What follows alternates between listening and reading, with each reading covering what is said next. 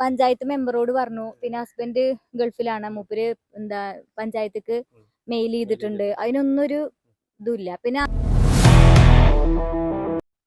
കണ്ണകുണ്ട് ഭാഗത്ത് നമ്മുടെ ഈ പാലം കഴിഞ്ഞിട്ട് ഒരു 3-4 വീടുകൾ ഒന്നിച്ചുള്ള ഒരു ഏരിയയാണ് ഈ ഭാഗം. ഇവിടെ ഒരു തെരുവ് നായയുടെ ശല്യം കുട്ടികൾക്ക് മദ്രസയിലും സ്കൂളിലൊക്കെ പോകുമ്പോൾ വളരെ ബുദ്ധിമുട്ടായി പറയുന്നുണ്ട്.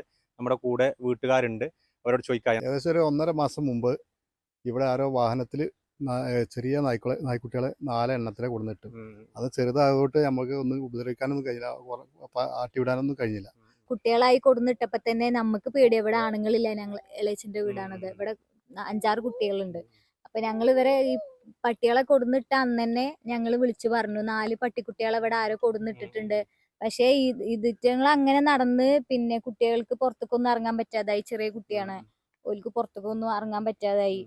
അങ്ങനെ ഇപ്പൊ വേസ്റ്റ് ഒന്നും ഞങ്ങളിപ്പോ നമ്മള് പരിസരത്തൊന്നും ഇടില്ലല്ലോ. പഞ്ചായത്ത് മെമ്പറോട് പറഞ്ഞു. പിന്നെ ഹസ്ബൻഡ് ഗൾഫിലാണ്, മൂപ്പര് പഞ്ചായത്തേക്ക് മെയിൽ ചെയ്തിട്ടുണ്ട്. അതിനൊന്നും ഒരു ഇതുമില്ല. പിന്നെ അന്ന് പറഞ്ഞ സമയത്തൊരു ഒരാഴ്ച കഴിഞ്ഞേക്ക് പിന്നെ 2 ആൾക്കാർ വന്നിട്ട് പിന്നെ പെട്ടിനെ പിടിക്കാൻ വേണ്ടി നിന്നപ്പോ അവര് പറഞ്ഞത് കുറച്ച് വലുതായതുകൊണ്ട് നമുക്ക് അതിനെ പിടിക്കാൻ പറ്റണില്ല എന്നാ പറഞ്ഞത്.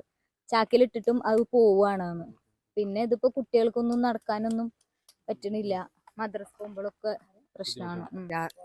5:30 പോലെ അപ്പൊ പിന്നാലെ ശല്യം എന്താ വെച്ചാൽ കുട്ടികളെ മദ്രസക്ക് പോകുമ്പോഴും സ്കൂളിൽ പോകുമ്പോഴൊക്കെ കുട്ടികളെ പിന്നാലെ കൂടുക.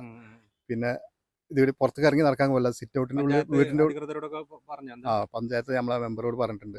ഈ ഒരു ബുദ്ധിമുട്ട് തീർക്കുക എന്നുള്ളതാണ് പഞ്ചായത്ത് അല്ലെങ്കിൽ മെമ്പർ എല്ലാവരും ഇടപെട്ടിട്ട് ഇതിനൊരു പരിഹാരം കാണണമെന്നാണ് ഈ ഒരു വീട്ടുകാരുടെ ആവശ്യം.